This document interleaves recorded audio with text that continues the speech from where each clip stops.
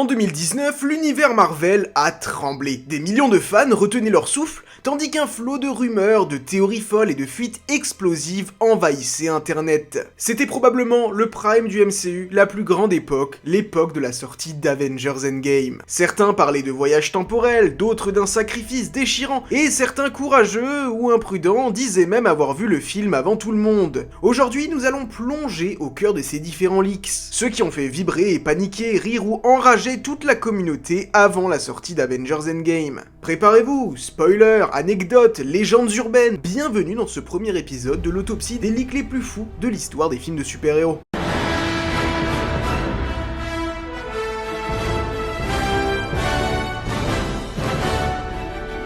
Tout a commencé avec l'attente du titre. Les frères Russo ont attendu la sortie du trailer pour annoncer le titre de Avengers 4. Initialement, quand le projet avait été annoncé, c'était Avengers Infinity War partie 1 et Avengers Infinity War partie 2. Ouais, c'était bête et c'était méchant. Néanmoins, Kevin Feige et les frères Russo souhaitaient que cela reste un secret. Ils ne voulaient vraiment que personne ne sache l'intrigue, car le titre était déjà un spoiler d'une certaine manière, et de nombreux fans pensaient que le titre était Infinity Gauntlet, la faute à Zoé Saldana, l'actrice de Gamora. En effet, lors de la première presse des Gardiens de la Galaxie volume 2, elle a déclaré en interview avoir fini de tourner ses scènes pour Avengers Infinity War et qu'ils allaient bientôt commencer pour Infinity Gauntlet.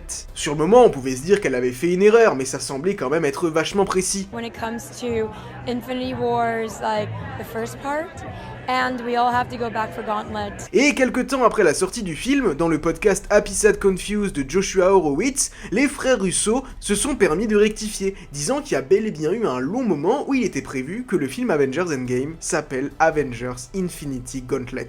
Assez curieux quand on y pense, parce que ça aurait été plus logique que le premier s'appelle Gauntlet, et que le deuxième s'appelle Infinity War, étant donné que le gant de l'infini s'est vraiment popularisé avec Infinity War et la quête des pierres de Thanos. Mais vous me direz, dans Endgame, ils font également une quête des pierres, alors je pense que ça aurait pu marcher tout aussi bien. Malheureusement, vous le savez, il ne faut pas long feu avant qu'un titre fuite, et le titre Endgame a fuité bien avant quand un membre de l'équipe du staff a sur son CV déclaré qu'il travaillait sur un nouveau film, Avengers 4 Endgame. Et les Russo, eh bien, ont été obligés de mentir. On leur a posé la question de savoir si le titre avait été prononcé pendant Avengers Infinity War. Ils ont dit que non, et pourtant, eh bien, si.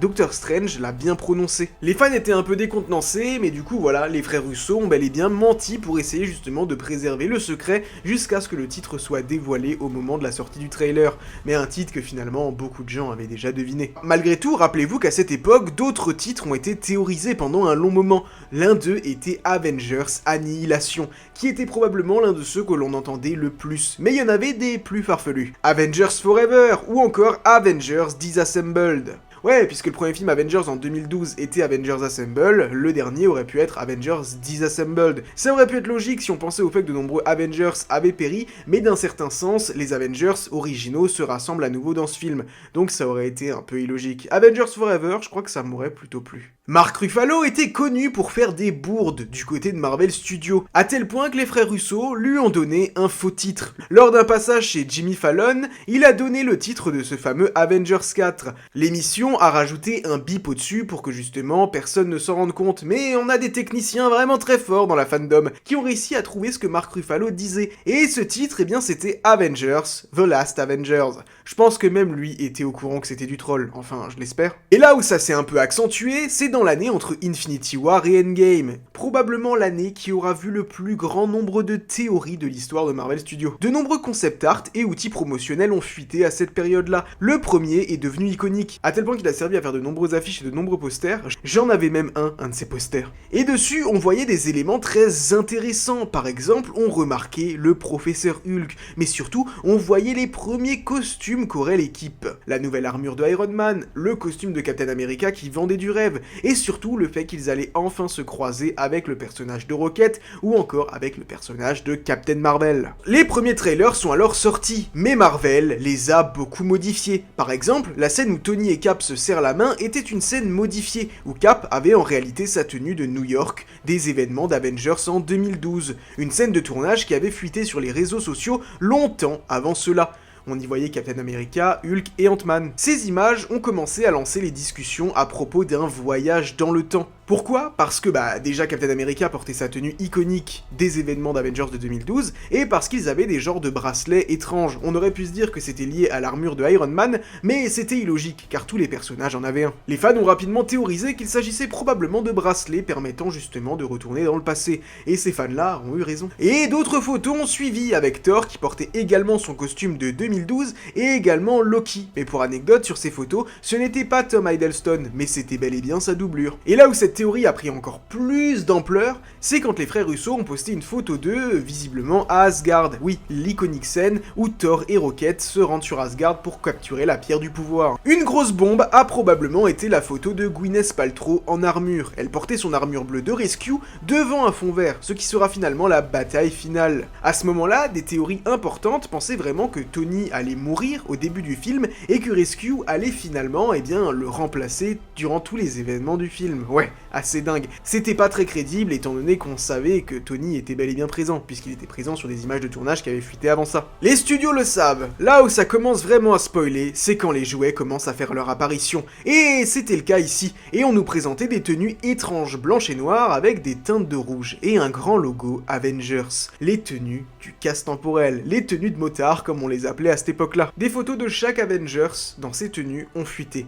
Et là, comment vous dire que ça a vraiment encore une fois accentué cette idée de braquage temporel, et surtout de voyage dans le temps. Les Lego ont suivi, néanmoins on le sait, il faut faire attention avec ces petites briques. Prenons ce Lego avec Captain America sur une moto face aux Outriders, Captain America n'a jamais été sur une moto. Mais un autre était un peu plus fidèle, celui de la bataille finale, même si Nebula était dans un hélicoptère, ouais ça n'a aucun sens, le combat de la bataille finale a bel et bien eu lieu au niveau de la base des Avengers, bien que les trailers pouvaient déjà laisser supposer ça. Mais ce qui restera probablement aujourd'hui le plus gros leak de l'histoire de Marvel Studios, c'est ce qui est arrivé 10 jours avant la sortie du film. Les frères Russo étaient heureux, rien de bien méchant avait fuité, et là, c'est le drame. La plus grosse fuite de l'histoire de Marvel.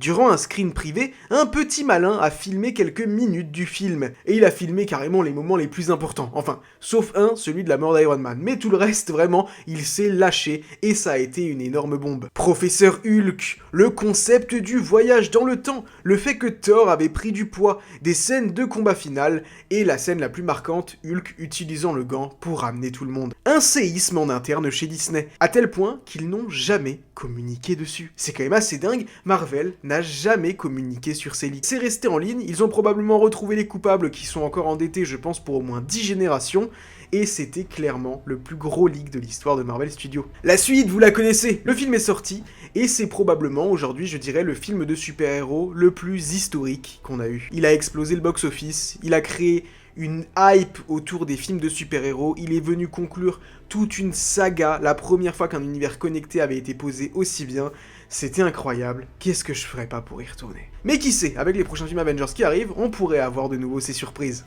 N'hésitez pas à vous abonner à cette chaîne si vous avez aimé ce concept, n'hésitez pas à me dire ce que vous aimeriez comme prochain film de super-héros qu'on traite dans cette rubrique. Vous pouvez me rejoindre sur Instagram et TikTok NateVerseFR, et nous, on se donne rendez-vous très bientôt à New York.